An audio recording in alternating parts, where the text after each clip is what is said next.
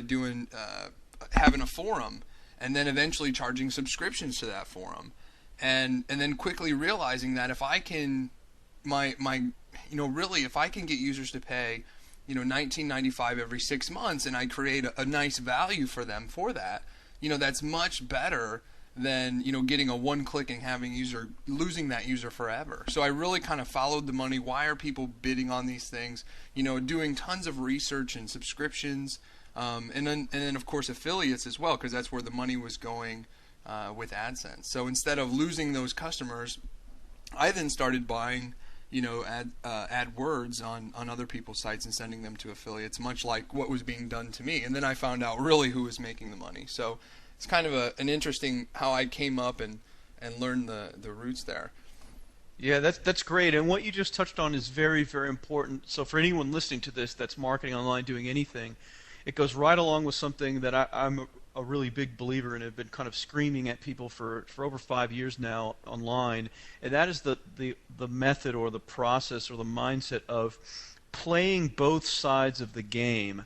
And so when it comes to traffic, it's not just about how you can monetize the most value out of your traffic, like the ads that you can run, send people off to other places, because it's just like you point out, it's like, yeah, you could run some ads on your site and people click and then they're gone. Well, the people that are paying for those clicks to even have their ads run on your site, they're turning those clicks hopefully into cash on their end and a profit on their end. So you have to be willing to go to the other side of the fence, or the game in this case, and be able to buy traffic as well at obviously a lower price than what it will turn into on your site. I'm not just talking about arbitrage, like let's buy pay-per-click traffic over here and have pay-per-click ads on our site that we get paid from, but building any kind of business model online for any kind of market, it's buying traffic as well as monetizing traffic. If you're not doing both, I think you're missing the boat. Totally. I mean, when you understand a market, like I was, in talking about just with my experience with ringtones,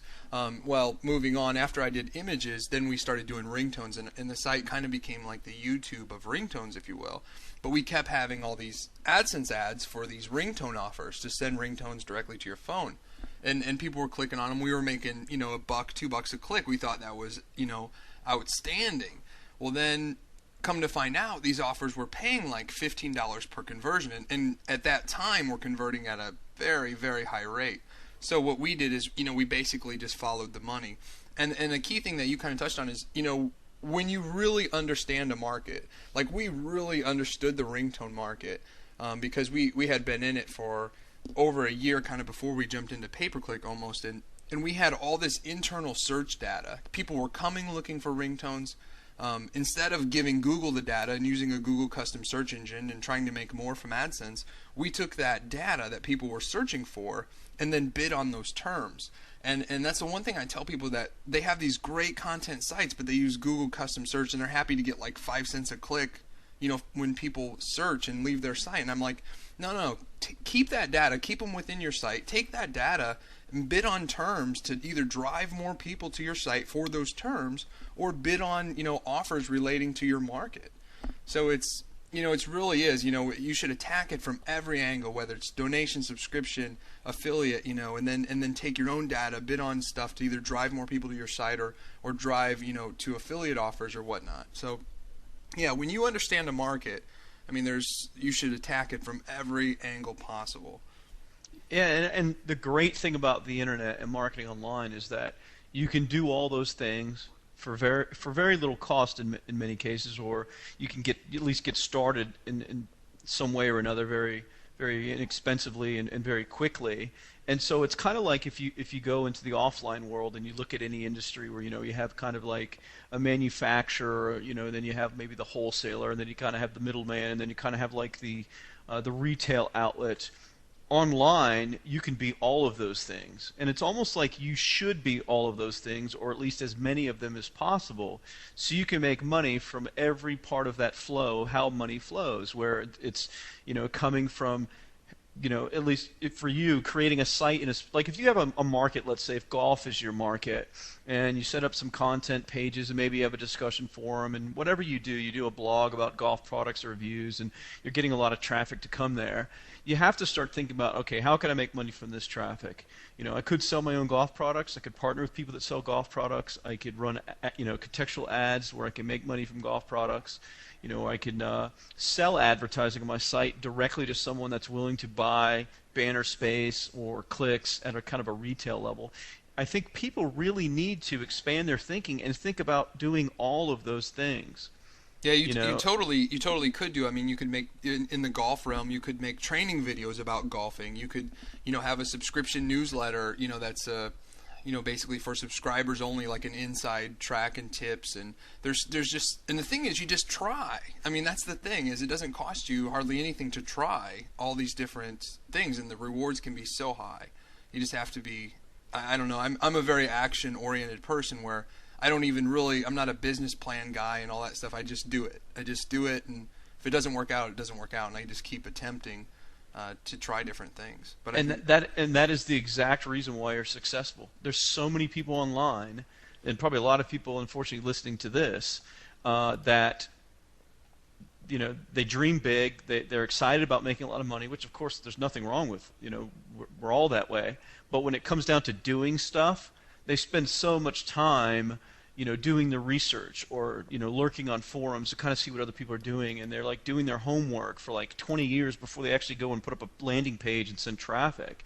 And you're right. I mean, the way to make money, the way to make stuff happen is just to throw stuff out there and see what happens. And if it doesn't work, you just try other stuff. If it does work, you do more of it. But you're right. You hit right on it, about creating a video or doing something, creating your own product.